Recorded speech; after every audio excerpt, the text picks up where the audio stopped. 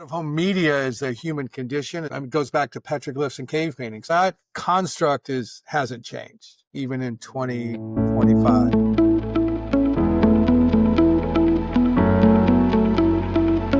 Before social media, before the internet took over our lives, there was one medium that ruled the streets: out-of-home advertising.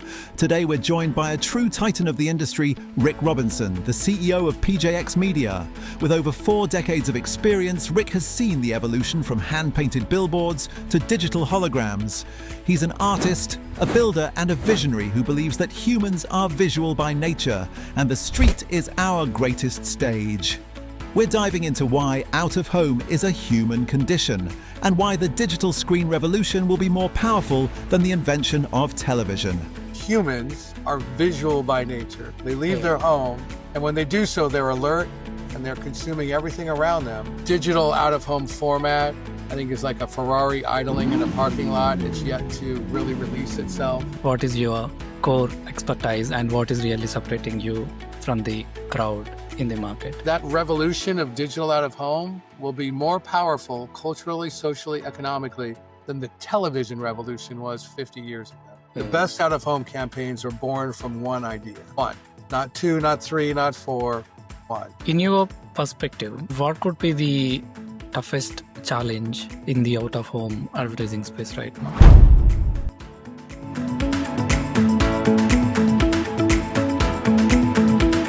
Welcome back to The Next Move with Venkat. Hey Rick, how are you? I'm terrific, Venkat. Nice to see you. Thank you for having me. Nice to see you too, and glad you are on the show. And yeah, I'm really excited for today's conversation. Me too. Yeah, Rick. Let's jump in. Yeah. So Rick, you have like more than 3 decades of experience in the out-of-house advertising. So could you please start telling about and take us back, start telling about how it all started, what led you to get into this type of career and how you became the CEO of PJX Media? Well, out-of-home media, as we call it, although you're calling it out-of-house, which is the same thing and maybe might be a better name. So, out-of-home media is something I've always been interested in ever since, honestly, I was very young, a small kid. I grew up in the Central Valley of California. There were billboards on the highway. I noticed them. I would draw the messaging, the lettering. I'm an artist, and so I was inspired by that. I worked in the steel fabrication business. First getting out of high school, I worked in a steel mill, so I understand construction. It was in my family. And so all those things came together, and I went to San Francisco State University and studied marketing and studio arts. And one day, our marketing class took a tour of a billboard company in Berkeley. And I saw it. I was like, oh my gosh, all of this makes sense to me. There were the labor force who built the billboards. There were the artists who painted the boards, salespeople doing local sales, wearing suits, looking fancy. And they were having a party in their paint studio during the day with clients. That looked like fun to me. And so it all just made sense. And it was one of those moments where everything falls into place. I was like, this is what I want to do. And so I ended up getting a job in the business directly out of school and have stayed in it ever since. And that was almost 40 years ago. And so I spent half my career, the first half of my career was spent on the supply side, which is the billboard company owners who own the space. And then the second half of my career has been on the demand side, working at ad agencies that specialize in buying out-of-home media. And we buy from the sellers on behalf of our clients. And so I've done all sides of the business, local sales, inventory development, spoken in front of city councils to advocate for the industry. I've run creative teams, sold all the formats, and then conversely bought all of it, planned it, bought it, executed it. I've worked on, innovating new inventory, the whole gamut. And along the way, leadership opportunities came up, and those were exciting to me, and I leaned into them, and, your career progresses, and here we are. Yeah, amazing. Such a long journey and such an amazing journey you have. It is really amazing. Yeah. And if we talk about the PJX Media, so if I ask you about what is your core expertise and what is really separating you from the crowd in the market? It's very fundamental with us.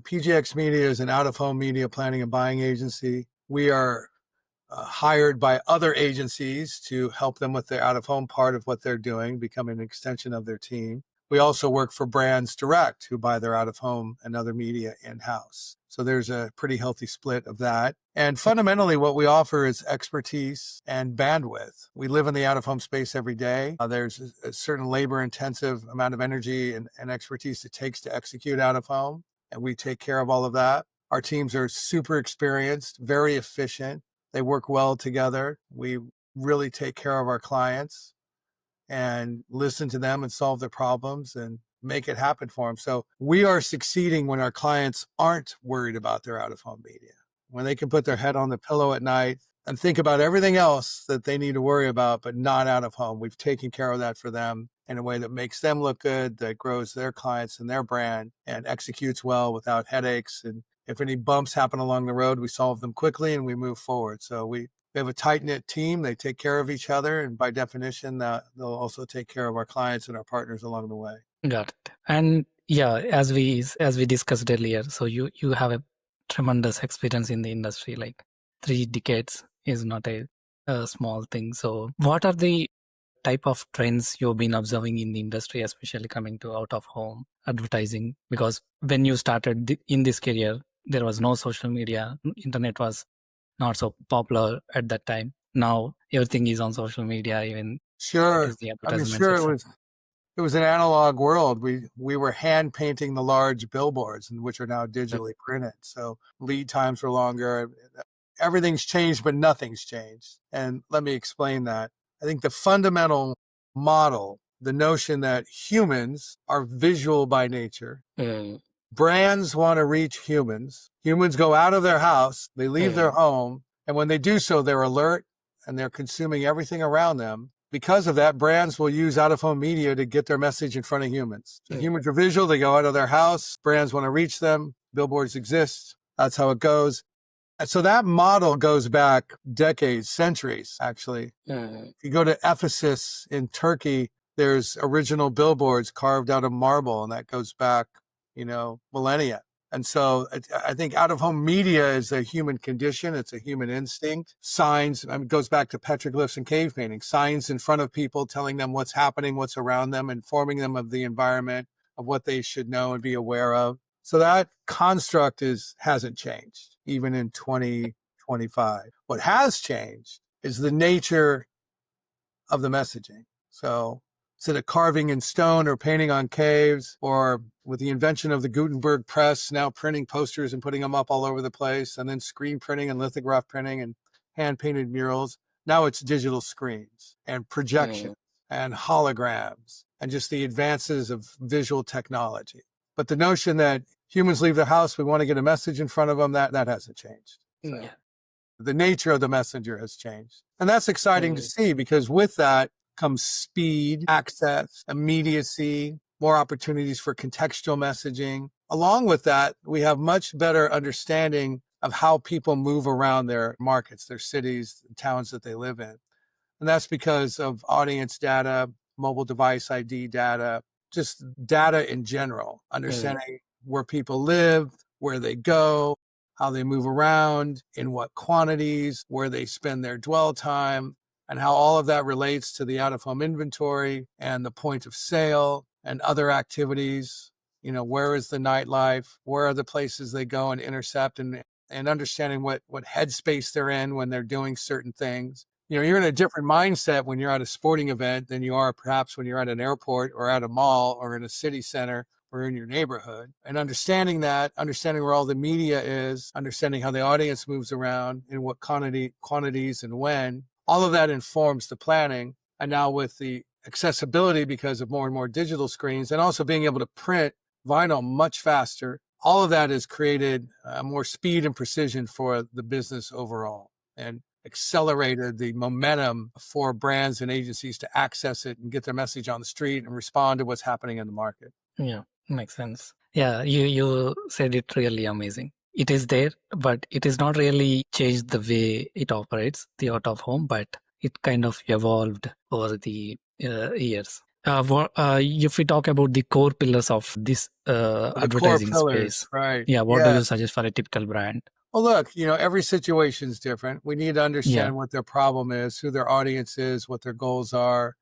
Are they trying to create a big moment that might get on social media? Is this a vanity play? Are we trying to help employee morale? Are we supporting the sales team because they're going into certain markets and we want to get in front of that? Are we trying to drive people to brick and mortar, the point of sale? Do we want to increase web lift and activity on their website? Do we want to impact search? Are we trying to create a bunch of awareness to bring velocity to the bottom of the funnel? I mean, there's many outcomes that brands could be looking for. So understanding that first, it's almost like you want to write the headline of the press release after the campaign is done that talks about how well it went or how successful it was. So understanding what that looks like and then working backwards, and that will inform what types of inventory, how much, what mix, where it goes, how long, all those things. And most of that is the result of the expertise of our team, understanding the industry, having bought it for a long time, all of their,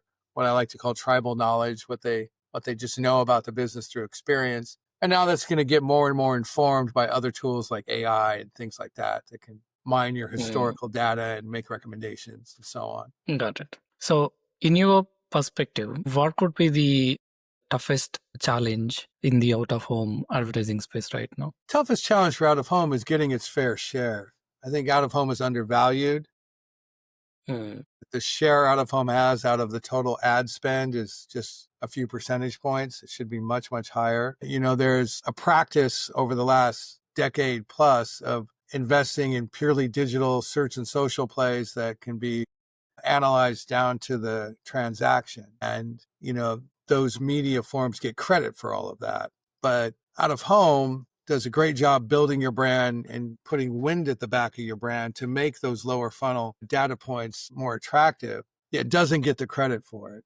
So out of home's challenge is proving its value in a performance driven landscape. And we're trying to figure out how to do that. We've got some better measurement than we used to have, and directionally we can start to prove the point, but I don't think we've fully made the point yet. We're working on it. Got it. You know, and there are things to add. There are things out of home can do that no other media can do. We can create this presence of credibility and permanence and tentpole and dominant proof of life. You know, this just big statement out in the public space that really resonates and lasts with the public. And you can do that in out of home better than you can do it anywhere else. And somehow some brands understand that, but not all brands. We've got to do a better job proving where we're at our best, doing things that no other medium can do, and proving how we impact lower funnel performance. We have work to do there. Got it. And if we talk about the internal challenges, especially if we talk about the PJX media, how does it look like in terms of the a challenge, or do you have any particular thing, something like a bottleneck now? Our challenges at our company? Is Yeah. that what you're asking? Look, the challenge for all out-of-home agencies and all agencies in general is how do you maintain your growth, you know, keep your team intact, maintain your opportunities, keep retention very high, reduce attrition. Those are all the things that we think about on a daily basis. Try to become more efficient operationally, never take anything for granted, resist hubris, and earn it every day. And so it's I think that's something that we practice on a daily basis, and you know we'll continue to. The things we're working on, I think everybody's trying to understand where AI fits in, how to develop, you know, bespoke tools for yourself, what's going to be available third party in the market that you can just grab and use, and how does that make you better for your clients? I think all of that's on everyone's mind. Yeah. And in elaboration to that topic you touched about the AI. So how are you integrating AI in your business, and what does it look like for your clients? So at this point, like everyone, we've gone through the experimentation phase on an individual basis within the company. We're leaning into Gemini and gems. We have some custom gems already that create efficiencies for our planning team. We'll continue to build those. And where it's going to land for our clients is just smarter plans that are better informed and have more analytical weight behind them. A historical database of 15 years of plans and contracts that we've done that we can look at for learnings, along with what the LLMs can do in, you know, the general landscape out there. Look, I don't think anybody knows the final answer here. The tools are changing so quickly and the capabilities are moving so fast that, you know, the unexpected outcomes have yet to reveal themselves. What we do know, or what we think we know, is that AI will enhance the human performance. This is still a human-driven business, and the tools there to put wind at our back, so to speak, to make us more efficient, more informed, more confident about what we're doing, and improve quicker as we go. Yeah, I completely agree with you in that. Even I believe the same thing. You completely shouldn't be relying on AI, but you should make the AI as your assistant to help you in the manual or in your daily tasks to improve your productivity and improve all the whether it is for the revenue part or whatever. So Yeah, what do you think in that? it's interesting. What I hear a lot of is what AI is going to do to humans, and that's where most of the narrative goes. What I've yet to hear very much of is the inverse, which is what are humans going to do to AI? Because humans are crafty, very clever. We always find a way, and we will work around things and manipulate things. And I'm already hearing some of that language where people say, well, I need to get the AI to do what I want. Let me push the AI this way or that way. So we're already seeing humans put their pressure and their fingerprint on what the AI will produce. It's going to create unexpected outcomes none of us can see yet. I'm very excited to see what those might be. I'm still betting on humans.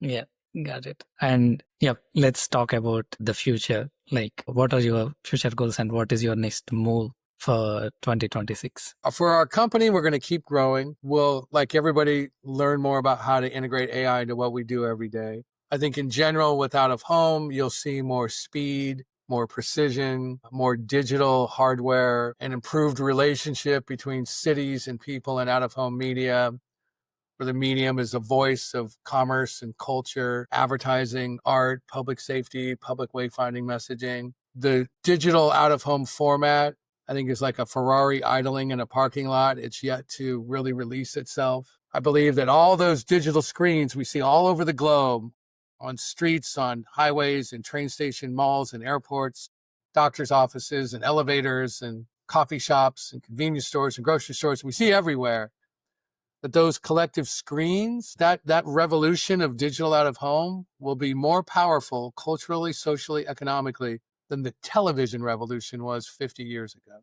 Because it is now the screen, in singular, the screen that reaches everybody for all kinds of messaging, not just commerce. So I see that as a big vision. And for me personally, I like growing teams and growing companies and seeing people get that swagger that comes with growth and success and confidence. And I'll continue to dedicate my energy towards that end. Yeah, amazing. It was really wonderful. And before we wrap up the episode, like, if you can share one suggestion for the brands who are really want to go with the out of home advertising, and one suggestion for your other people who are kind of the other founders who really want to get into this industry, what it could be. One suggestion for the business owners, and another one for the advertisers. Well, for advertisers, when it comes to out of home, it's much like anything else you do, you really need to focus in on what is the one single thing you want to communicate. The best out of home campaigns are born from one idea. One, not two, not three, not four, one. If you can really zero in of not only what your message is, but why it's there and the purpose of it, and have a singular understanding of that, that's usually the foundation of a very successful out of home campaign, as it is for most other things. Your experience, your expertise is really amazing in this out of home advertising space. I really appreciate you taking time. And yeah, before we leave, if anyone wants to find you out, where they can check out for you. They can find me at rick@pjxmedia.com. Happy talking to you as well, Venkat, and wish you well and take care of yourself. Thank you so much, Rick. Thank you everyone for watching this episode. And if you know someone who likes this type of content, please share it with them and make sure you subscribe. And we will meet you in another episode. Thank you.